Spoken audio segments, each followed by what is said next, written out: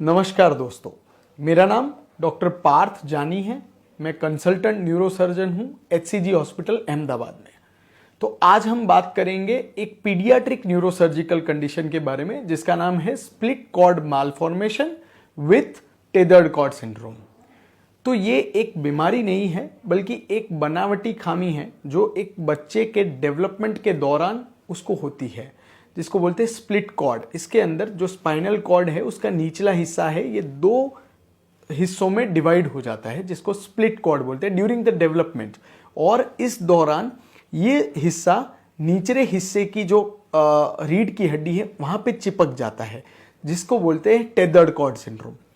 इस कंडीशन के कारण जैसे जैसे बच्चे की हाइट बड़ी होती जाती है, बच्चा डेवलपमेंटली बड़ा होता जाता है, स्पाइनल कॉर्ड पे खिंचाव बढ़ता जाता है। इस खिंचाव के कारण कई बार बच्चों को आगे जाके पैरों में कमजोरी आना, पैरालिसिस हो जाना या बावल ब्लैडर यानी कि टॉयलेट और वॉशरूम का कंट्रोल ना होना, ये सब दिक्कतें हो सकती है।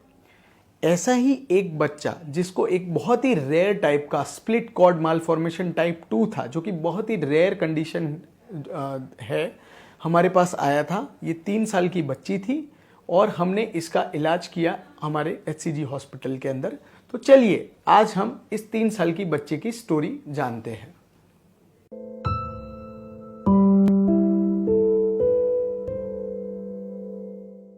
ડૉક્ટરને બતાવ્યા પછી બી અમને ડૉક્ટરે એવું કીધું કે ભાઈ આને સ્પાઇનમાં તકલીફ છે એટલે તમારે આને સર્જરી કરાવવી પડશે। તો અમે સર્જરીનું નામ પડતા જ અમે ચિંતામાં આવી ગયા। એક માતા તરીકે હું કહું તો કે ચિંતા માતાને તો થાય જ। આવી રીતે નોર્મલ કશું અમારે 3 વર્ષ બેબીમાં કંઈ હતું નહીં અને આવી સાંભળતા નહીં, સાથે અચાનક બધું ઘરમાં ભાંગી પડ્યું બધું।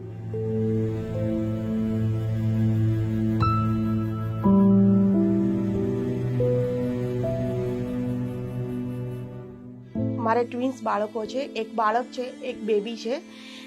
પ્રેગ્નન્સી વખતે બાળકો મારા નોર્મલ જ હતા। 3-4 વર્ષ સુધી અમને મારા બાળકો હેલ્ધી હતા। પછી મારા બેબી માહીને 3 વર્ષ પછી અમને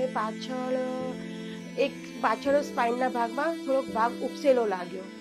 તો અમે એના ફાધરને વાત કરી કે સંદીપ આવી રીતે માહીને છે। તો એના પપ્પા અને અમારા ઘરમાં મારા સાસુ સસરા છે, અમે બધાએ જોયું તો એને પાછળથી ભાગ ઉપસેલો હતો કે કદાચ ગુમડું હોઈ શકે કે ગાંઠ હોઈ શકે।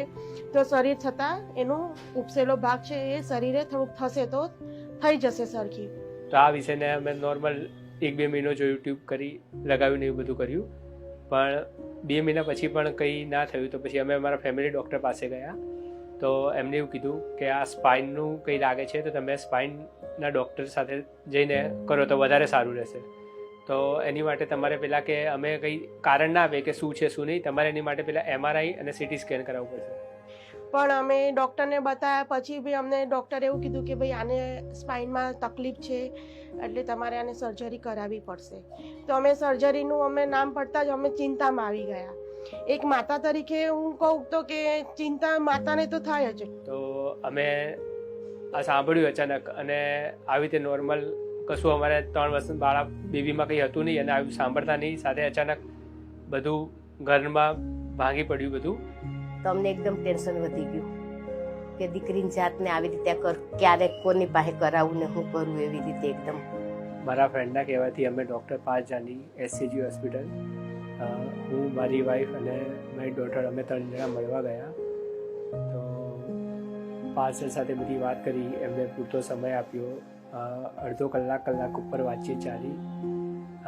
એમને અમને સર્જરીના ફાયદા ગેરફાયદા કીધા કે ભાઈ આ સર્જરી કરાવશો તો પણ પેરાલિસિસ થવાના જોખમ છે સર્જરી પછી, અને નહીં કરાવો તો પણ પછી પેરાલિસિસ થવાના ચાન્સીસ છે। તો આ મૂંઝવણ પરિસ્થિતિ હતી કે કરાવીએ તો પણ પ્રોબ્લેમ થાય અને ના કરાવીએ તો પણ પ્રોબ્લેમ થાય।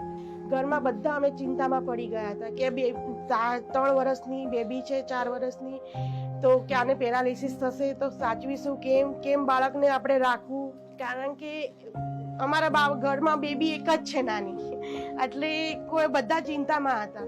પછી અમે સરને પાછી ડિસ્કસ કરી તો સરે પૂરતો વિશ્વાસ આપ્યો કે ભાઈ ના, તમે કરાવશો આ સર્જરી સક્સેસ જ થશે.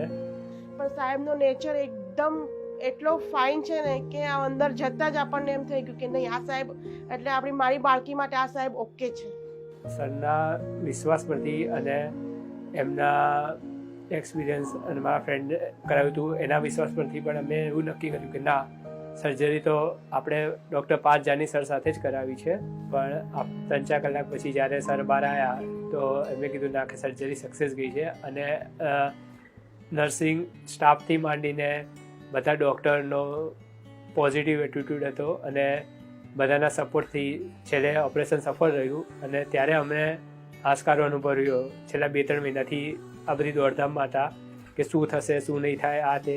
માહીની સર્જરી જ્યારે હતી એના 3 દિવસ પછી માહીની બર્થડે હતી, ત્યારે ત્યાંના એસસીજીના સ્ટાફ લોકોએ એની બર્થડે સેલિબ્રેશન કરી, સરસ રીતે એવી આઈસ્ક્રીમવાળી કેક લઈને આવ્યા હતા. નકર અમારે કોઈને નક્કી જ નહોતું કે મારે કેક કાપવાની, બર્થડેની કેક આ વખતે કપાશે. એને ખબર જ નહોતી કે મમ્મી મારે આ વખતે બર્થડેની કેક કપાશે કે નહીં કપાશે. પણ સાહેબે અમને એવી સરપ્રાઈઝ આપી. સાહેબે અમને કશું એવું લાગવા જ નથી દીધું કે અમે પેશન્ટ છીએ. ડૉક્ટર પાર્થ સાહેબે અમને જાણે એના ઘરના રિલેટિવ્સ હોય ને એવી રીતે અમારી સાથે વર્તન કર્યું છે, એવી રીતે જ મારી બાળકીને સાચવી છે. અને સાહેબ રોજ મારી બાળકીને રોજ જોવા આવતા હતા કે કેવું છે માહી, કેવું દુખાવો થાય છે કે નહીં, તને શું થાય છે. મારી બાળકીને પોતાની બાળકીની જેમ જ રમાડતા હતા. અને આજે મહિના પછી હું મારી બેબીને જોઉં છું રમતા ખેલતા, તો મને એમ થાય છે કે ના, અમે સારી જગ્યાએ અને પ્રોપર ગાઈડન્સ ડૉક્ટરની ટીમ બધા સાથે ઓપરેશન કરાયું અને એનું મને આજે રિઝલ્ટ પણ મળી રહ્યું છે. પણ ઓપરેશન પછી અમને બધાને આનંદ આવી ગયો કે ના, હવે આ બેબીની જિંદગીની કોઈ ચિંતા નહીં, ભણવા ગણવામાં બધી રીતે હવે રમે કરે, સ્કૂલે જાય, હોમવર્ક કરે છે, બધું કરે છે હવે. એટલે હવે મને માનસિક શાંતિ થઈ ગઈ એકદમ કે હવે આ બેબીની કોઈ ચિંતા નહીં અમારી માહી. મારી માહીનું ઓપરેશન સફળ થઈ ગયું એ બદલ અમે HCG હોસ્પિટલનો આભાર માનું છું. અને ડૉક્ટર જાની સ્ટાફ બધો બહુ સરસ વ્યવસ્થિત હતો, બધો અમને બહુ મજા પડી. આ પછી કોઈને પણ કોઈ હોય છે તો અમે એને જાણ કરશું કે તમે ત્યાં જાઓ, બધું સરસ છે, તમારે કોઈ ચિંતા નહીં.